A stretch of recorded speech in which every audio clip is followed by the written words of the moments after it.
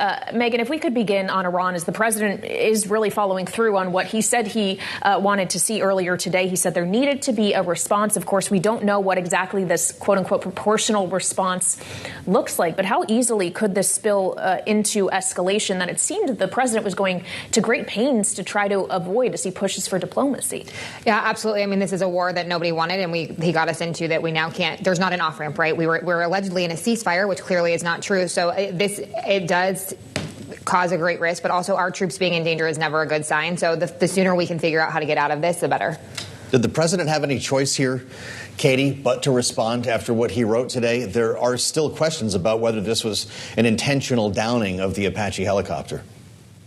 Well, we're seeing conflicting reporting on that. Some people say it was a missile. Some people say it was an Iranian drone. But if American lives are at risk and that we are being attacked by our enemies, we absolutely have to make a response, especially when we're trying it. I believe its strength is part of diplomacy. You can't tell people you have to come to the negotiating table and then let them get away with launching an attack on one of our helicopters. So this is to be expected. And I think we can all agree we just want our troops to be safe. Why keep calling it a ceasefire then, Katie? How about we just be honest and call it a war? I think what the president called it was accurate. They asked him to define ceasefire, and he said, well, in that part of the world, it's just where you're firing at each other in a more moderate fashion. So everyone's definition of ceasefire is different. Semantics.